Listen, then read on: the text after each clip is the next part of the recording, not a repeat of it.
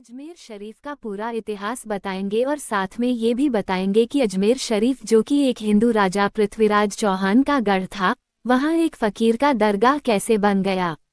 दोस्तों, अजमेर में उस वक्त एक मंदिर हुआ करता था जो अजमेर का सबसे बड़ा मंदिर हुआ करता था और वह मंदिर सिर्फ राजाओं और रानियों की पूजा के लिए खास हुआ करता था। मंदिर के साथ ही एक तालाब था जिसका नाम अनासागर था। हिंदू उस तालाब के पानी को बहुत ही बरकत वाला पवित्र समझते थे। उनका मानना था कि जो इस तालाब में नहा ले उसके सारे पाप धुल जाते हैं। उस मंदिर में रात को इतने ज्यादा दिए जलाए जाते थे कि सिर्फ एक ही रात 3.5 मन तेल उंदियों में इस्तेमाल होता था। उसके गांव देहात मंदिर के नाम थे और इन देहातों की आमदनी मंदिर पर खर्च हुआ करती थी। मंदिर में हजारों नौकर थे जिनका काम आने वाले लोगों की सेवा और देख रेख करना था और वह बताया करते थे कि कौन सा भगवान बेटे देता है और कौन सा देवता सेहत और तंदुरुस्ती देता है और किस मूर्ति की पूजा करने से दौलत बढ़ती है। ख्वाजा गरीब नवाज रहमतुल्लाह अलैह वहां आए और अन्ना सागर की कुछ दूरी पर चटाई बिछाकर अपने मुरीद के साथ बैठ गए। असर का वक्त था, लिहाजा अब ख्वाजा साहब ने हजरत कुतुबुद्दीन रहमतुल्लाह अलैह से अजान देने को कहा। कुफर शिरक से भरे अजमेर में अल्लाह के एक होने और हजरत मोहम्मद सल्लल्लाहु अलैहि वसल्लम के रसूल होने का ये पहला ऐलान था। वहाँ रहने वाले लोग इस्लाम के बारे में कुछ भी नहीं जानते थे।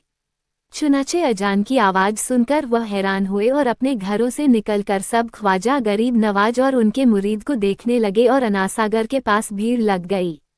ख्वाजा गरीब नवाज और उनके मुरीद ने अनासागर के पानी से वजू किया और नमाज पढ़ना शुरू कर दिया। सब हिंदू हैरान रह गए। वह सोच रहे थे कि सब भगवान तो मंदिर के अंदर है, तो ये लोग खड़े होकर कौन से भगवान के आगे झुक रहे हैं। शाम हुई तो राजा के ऊंट जो दिन में चढ़ने के लिए गए थे अपने चरवा के साथ वापस आने लगे। इत्तफाक की बात थी कि जहां हजरत ख्वाजा गरीब नवाज बैठे थे वह जगह राजा के ऊंटों के बैठने की जगह थी। ने बाबा साहब से कहा कि ओ बाबा साहेब, यहाँ से उठिए क्योंकि ये जगह राजा के ऊंटों के बैठने की जगह है। ख्वाजा मुइनुद्दीन साहब ने फरमाया, इतना मैदान खाली पड़ा है, ऊंट तो कहीं भी बैठ जाएंगे, क्यों बेवजह हमें तंग करते हो। वह लोग नहीं माने और मुसल्ला उठाकर इधर उधर करने लगे और ख्वाजा साहब से बदतमीजी करने लगे और उन लोगों ने आखिरकार बहुत बदतमीजी से कहा कि यह राजा के ऊंटों के बैठने की जगह है और इधर राजा के ऊंट ही बैठेंगे। तुम लोग कहीं और अपना मसला बिछा लो आखिरकार आप। ख्वाजा साहब ने उठते हुए हजरत कुतुबुद्दीन से फरमाया, उठो कुतुबुद्दीन, ये कह रहे हैं कि ये ऊंटों के बैठने की जगह है, तो चलो मैं कहता हूँ अब यहाँ सिर्फ ऊंट ही बैठेंगे। ये कहकर आप ख्वाजा साहब अपने साथियों समेत वहाँ से उठ गए और अगली सुबह जब ऊँटों को चराने के लिए ले जाने का वक्त आया और चरवाहों ने ऊँटों को उठाना चाहा तो उन्हें पता चला कि ऊँट उठ ही नहीं पा रहे हैं। उन्होंने ऊँटों को मार मार कर जबरदस्ती उठाना चाहा, लेकिन वह बैठे ही रहे। चरवाहे परेशान हो गए कि जो ऊँट उनके एक इशारे पर उठ खड़े होते थे आज क्यों नहीं उठ रहे हैं। आखिरकार उन्हें याद आया कि कल उस बाबा ने कहा था कि चलो अब यहाँ ऊंट ही बैठे रहेंगे। लोग जमा होने शुरू हो गए। कोई कह रहा था कि फकीर कोई बड़ा जादूगर है, इसी का मानना था कि वह कोई भगवान का नया अवतार है। राजा पृथ्वीराज चौहान तक जा पहुंची कि एक मुसाफिर फकीर ने राजा के ऊंटों पर जादू कर दिया है। राजा ने हजरत ख्वाजा मुइनुद्दीन चिश्ती को खबर भेजा कि तुम कैसे फकीर हो जो बेजुबानों को बांध रखा है, ये बेचारे भूख और प्यास से मर जाएंगे, इसलिए मेहरबानी करके अपना जादू वापस ले लो। ख्वाजा साहब ने फरमाया, मुसलमान है और मुसलमान बददुआ नहीं करते और ना जादू करते हैं। ऊंट जिसके हुक्म से बैठे थे उसी के हुक्म से खड़े हो जाएंगे। अब जो जाकर चरवाहे ने ऊंटों को उठाया तो पहली बार में खड़े हो गए। गैर मुस्लिमों की दिलचस्पी इन मुसाफिरों में बढ़ने लगी। अब 5 वक्त की अजान होती और नमाज अदा की जाती। आखिरकार राजा तक ये बात पहुंच गई और उसको शिकायत की गई कि राजा साहब जो फकीर आए हुए हैं सबके सब मुसलमान हैं, 5 वक्त अजान देते हैं और हमारे पवित्र तालाब में हाथ मुंह धोकर गंदा करते हैं, हमारे धर्म के खिलाफ बातें भी करते हैं और कहते हैं कि यह मूर्तियां पूजने के लायक नहीं। ये तो सिर्फ एक पत्थर है, इसलिए इन्हें यहाँ से उठा लिया जाए। राजा पृथ्वीराज चौहान ने फकीरों को खबर भिजवाया कि तुम लोग गोश्त खाते हो, हमारे धर्म के खिलाफ बोलते हो, और तो और हमारे पवित्र तालाब को अपने हाथ मुंह धोकर गंद करते हो, जो हम कतई बर्दाश्त नहीं कर सकते। इसलिए तुम्हारे लिए अच्छा होगा कि तुम यहाँ से चले जाओ, यहाँ से चले जाओ। ख्वाजा साहब ने फरमाया, और भी तो दुनिया आती है, सिर्फ हमारे ही पानी लेने से आखिर क्या फर्क पड़ जाएगा। राजा कहने लगा, वह सब हमारे धर्म और हमारे मजहब के लोग हैं और तुम दूसरे धर्म के हो। आइंदा तुम लोगों ने तालाब को नापाक किया तो हम तुम लोगों पर सख्त कार्रवाई करेंगे। ख्वाजा साहब ने हजरत कुतुबुद्दीन रहमतुल्लाह अलैह से फरमाया, कुतुबुद्दीन, शायद ये लोग आइंदा हमारे पानी लेने पर कोई परेशानी खड़ी करेंगे, जाओ एक मशक पानी ले आओ। हजरत ख्वाजा कुतुबुद्दीन बख्तियार काकी ने फरमाया, चलिए हम अपना प्याला भर लेते हैं।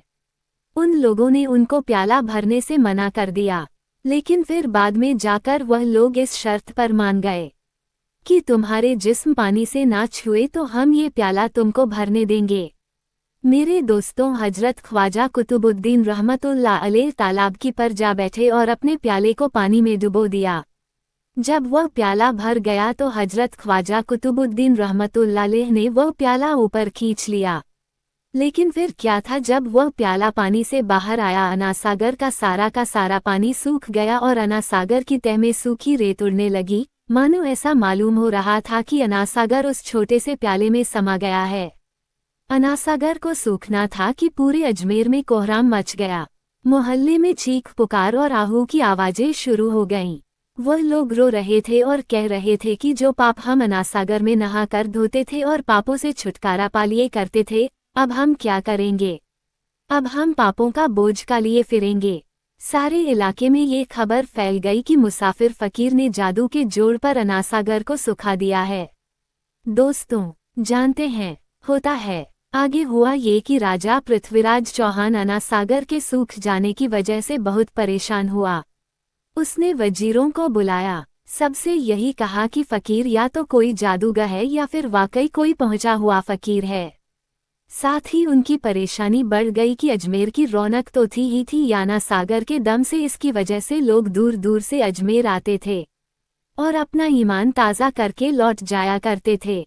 अनासागर के सूख जाने से हिंदू धर्म को सख्त धक्का लगेगा और ये बड़ी शर्मनाक बात थी। आखिरकार यह कहा गया कि फकीर से बात की जाए कि आखिर वह फकीर चाहता क्या है। अगर वह कोई ऐसी बात चाहता है जो हमें पसंद आए तो फिर हम उसकी बात मान लेते हैं और उससे माफ़ी मांग लेते हैं।